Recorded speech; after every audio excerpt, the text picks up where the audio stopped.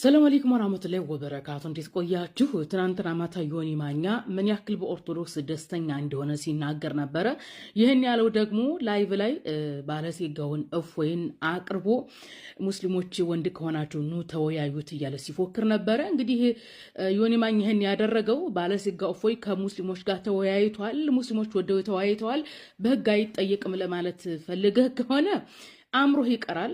ነገሩ በህግ ተይዟል።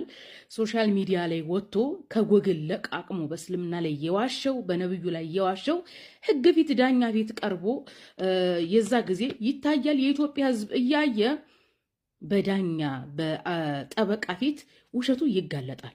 ተግባብተናል። ከሐዲስ አሳይቷል ምናምን ላልከው በተለይ ስለ ሴጋ ስታወራ የነበረው በእስልምና ተቀባይነት የሌለው በሐዲሳችን በቁርአናችን የሌለ እንኳን ሐዲስና ቁርአን ላይ አይደለም የሃይማኖት አባት እንደዛሉ የተባሉት ኢብኑ አልቀይም እንደዛ አላሉ። ነገር ግን ኦርቶዶክስ በጣም ተስፋ የቆረጠችበት ጊዜ ላይ እንደሆነ የተረዳሁት ምንድነው ስለ መለኮት ማስተማር ትቶ አርቲ ቡርቲ ወሬ በማውራት ማህበረሰቡን ማደንቆር የማህበረሰቡን ጆሮ መያዝ ነው የምትፈልጉት። ይህ ነገር አያዛልቃችሁም። ከባለሴጋ እፎይ ጋር አብረው ሲጨማለቁ የነበሩ በመስለም ላይ ናቸው። ይህ ነገር ታሪክ አይሰራም፣ መረጃ አይሆንም፣ ትውልድን አያነጽም። ትውልድን በማያነጽ ስትበሻሸቅ ትውላለህ እንጂ ምንም ለውጥ አያመጣም። እሰልማለሁ ምናምን ላልከው አትሰልምም፣ አንተ አትሰልምም። ነገር ግን ኦርቶዶክስ መሆን ምን ያክል የሚያቃጥል እንደሆነ ለወደፊት እያረርክ እየተቃጠልክ ትኖራታለህ። እመነኝ፣ ፕሮቴስታንቶች ራሱ አግዘዋችሁ እውነተኞች ልትሆኑ አትችሉም። አሁን አንተ ማርያም የፈጣሪ እናት ናት ብለህ ነው አይደል የምታምነው? ልጇ ኢየሱስ ፈጣሪ ነው ብለህ ነው የምታምነው።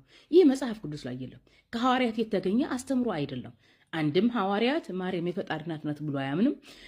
ማርያም ፈጣሪ ነው ልጅ ብሎ አልሰበከም። ከየት ነው የመጣው ይሄ ከተባለ ከመነኩሴና ከቀሳውስት ነው።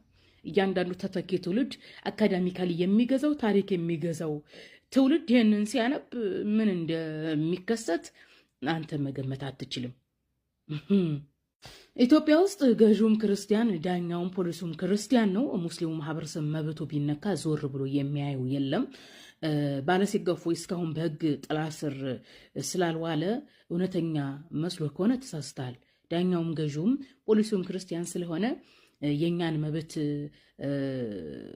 መርገጥ ለናንተ እንደ ትልቅነት ስለምትቆጥሩት ነው እንጂ እመነኝ፣ እንደው ለይሉይታ ብሎ ፖሊስ ሳይዘው አይቀርም። እንደነ ልጅ ያሬድ ቢያንስ 6 ወር እስር ቤት ታጁ ይወጣልሃል።